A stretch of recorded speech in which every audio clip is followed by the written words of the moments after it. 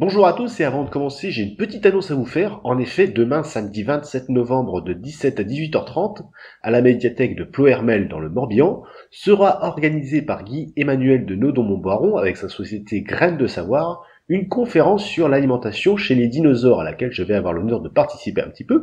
Donc n'hésitez pas à nous rejoindre en masse. Sur ce, bon visionnage. Bonjour et bienvenue dans ce 26e numéro de Paléoworld qui sera consacré, comme vous l'avez lu dans le titre, aux grands monstres marins du Mésozoïque. Et comme il va être question de sauriens, nous aurons avec nous l'honneur de recevoir Monsieur Eiffel Reptile.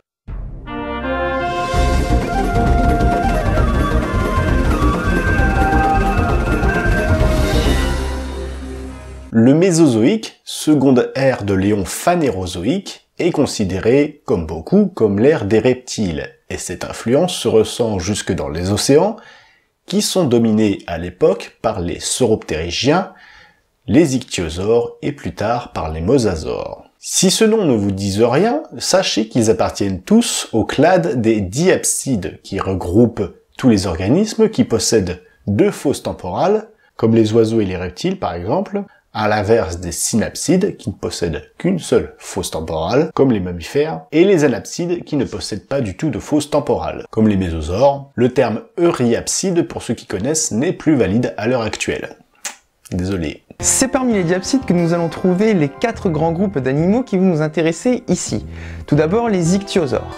Les ichthyosaures, certains supposent qu'ils seraient issus des reptiles présentant les caractères les plus primitifs des diapsides. Ensuite, nous allons retrouver les mosasaures. Ces derniers appartiennent aux squamates avec les lézards et les serpents. Et tous ensemble, ils appartiennent à un groupe encore plus large, celui des lépidosauromorphes. Et enfin, nous allons traiter les sauroptérygiens. Les sauroptérygiens, vous allez trouver à l'intérieur à la fois les plésiosaures qui ont un long cou et les pliosaures, ceux qui vont avoir un cou beaucoup plus court. La position phylogénétique de ces derniers est plutôt débattue. C'est pour cela qu'on a choisi de vous présenter une phylogénie simplifiée et schématique issue des travaux de Bardet et ses collaborateurs en 2014. Si on a l'habitude d'imaginer que tous les reptiles sont des animaux à sang-froid, eh bien il n'en est rien pour les animaux que nous allons étudier aujourd'hui. En effet, du fait de leur masse et de l'activité de grands prédateurs de certains, mais de prédateurs en général pour tous ces groupes, eh bien il est bien plus probable dans la vie en haute mer que ces animaux aient été à sang chaud. Plus scientifiquement, on va parler d'animaux dits homéothermes, c'est-à-dire que la température corporelle de ces animaux va être constante, à contrario des poikilothermes. Ces derniers vont avoir une température qui va être variable.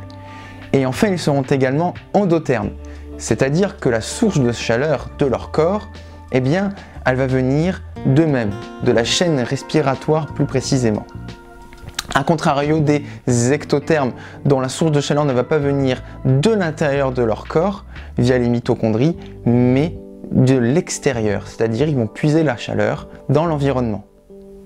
De manière plus générale, il faut donc retenir que les animaux dont nous allons vous parler aujourd'hui vont avoir un taux métabolique relativement élevé. L'homéothermie de ces organismes peut très bien provenir uniquement des formes adultes, qui possèdent suffisamment de graisse et un volume suffisamment important pour empêcher la chaleur de se disperser. On parle alors d'homéothermie de masse. Ces réponses pourront peut-être être un jour apportées par l'histologie, l'étude des tissus biologiques, et donc de l'étude des structures internes des ossements, mais pour l'heure il ne s'agit que de théorie. Ce type de régulation thermique peut paraître anodin, mais il fournit un avantage certain pour les prédateurs, qui sont de ce fait plus réactifs, mais ont besoin de se nourrir davantage, raison pour laquelle un humain lambda aura besoin de se nourrir toutes les 10 heures, quand un crocodile pourra se passer de nourriture pendant plusieurs jours. Mais si l'homéothermie n'est pas un travail de régulation fourni par le métabolisme, et qu'il provient uniquement d'une mécanique via l'isolation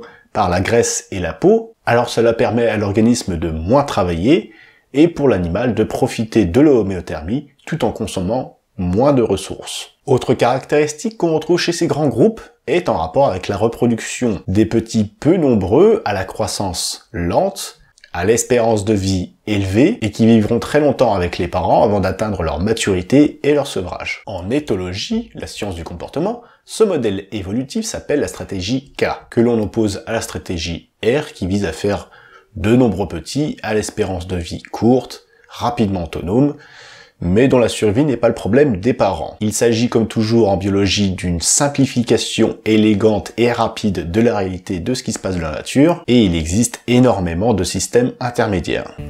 Ces animaux étaient-ils vivipares, ovovivipares ou ovipares? La question est plutôt difficile.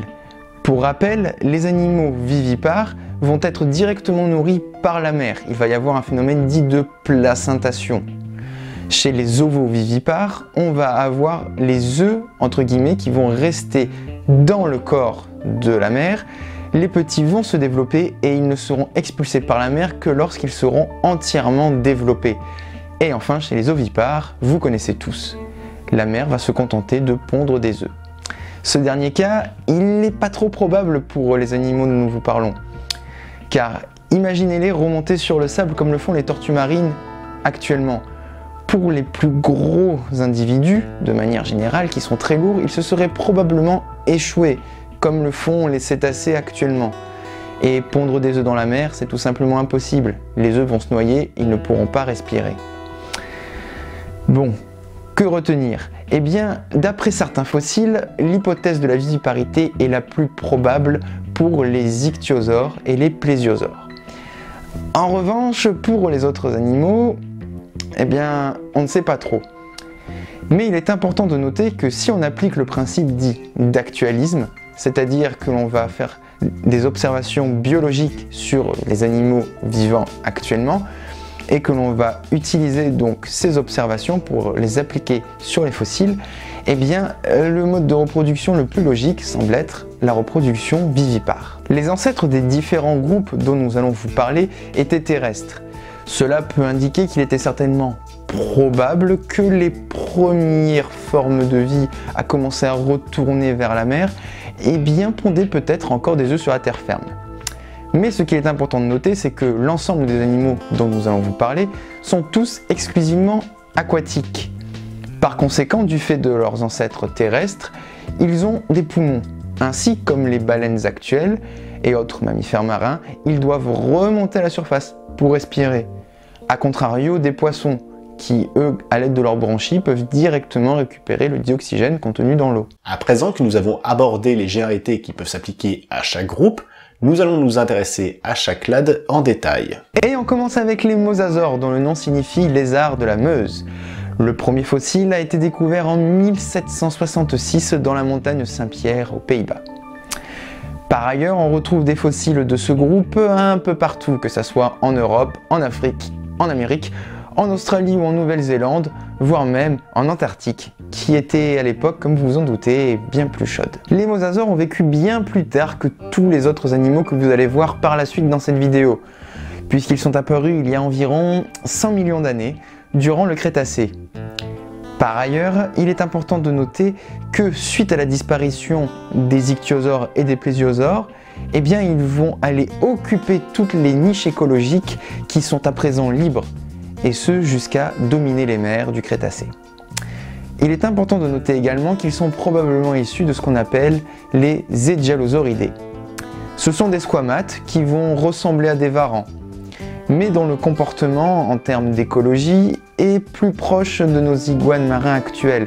Imaginez des lézards piscivores qui vont aller chercher leur nourriture dans la mer, mais qui vont passer le reste de leur vie sur la terre ferme. Et c'est par rapport à ça que l'on peut penser qu'il s'agit peut-être de l'un des rares groupes d'animaux présentés dans cette vidéo, dont nous sommes sûrs qu'il s'agisse d'animaux ovipares. Jusqu'à présent, je vous ai dit que ces animaux étaient marins. En revanche, le groupe des mosasaures s'est également adapté aux eaux douces. C'est ce que nous montre le fossile de Pannoniasaurus. Ce mosasaure dit dulsacicole puisqu'il vivait dans les fleuves et les rivières de ce qui était autrefois la Hongrie. Je pourrais également vous parler de gros spécimens puisque c'est un peu pour ça que le groupe est connu. Le plus grand d'entre eux, c'était peut-être Mosasaurus hoffmanni, un animal pouvant atteindre les 18 mètres de long. En termes de grosse taille, on pourrait également citer Prognathodon saturator, un animal découvert dans les Pays-Bas, qui vivait lui aussi à la fin du Crétacé, comme Mosasaurus hoffmanni, et qui mesurait pas loin de 14 mètres de long. Il est important de noter également qu'il appartient à un genre dit paraphylétique.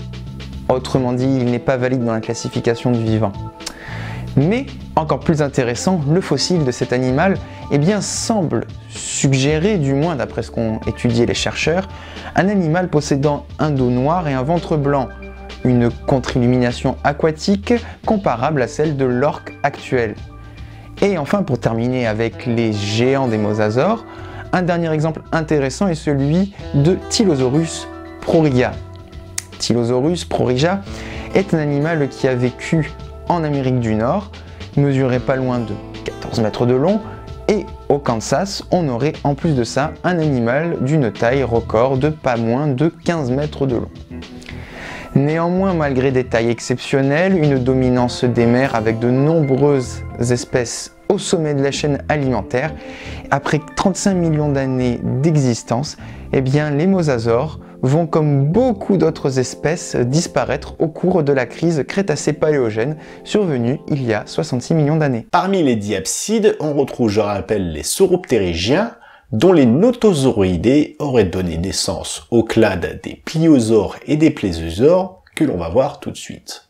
Les plésiosaures, comme le célèbre Nessie, que l'on peut traduire par proche des lézards, ont la particularité anatomique d'avoir un cou beaucoup plus long que leur queue. Petite pensée à tous ceux qui sont dans le même cas et qui nous regardent en ce moment. Et contrairement à ce que l'on a longtemps cru, ce cou ne s'élevait pas au-dessus de l'eau comme un col de cygne, mais était plus vraisemblablement rigide, droit, et malgré un déplacement potentiellement lent de l'animal, cela ne l'empêchait pas de se nourrir de bélémnites et de poissons. Si le genre Elasmosaurus, avec ses 76 vertèbres cervicales, atteignait généralement les 10 mètres de long, un spécimen d'Elasmosaurus platyrus, découvert aux USA, aurait atteint lui la longueur maximale de 15 mètres de long. Les pliosaures, les formes au cou court, cousins des plésiosaures, possédaient énormément de spécimens géants. On peut citer le chronosaure qui vivait il y a 100 à 122 millions d'années et qui pouvait atteindre 12 à 13 mètres.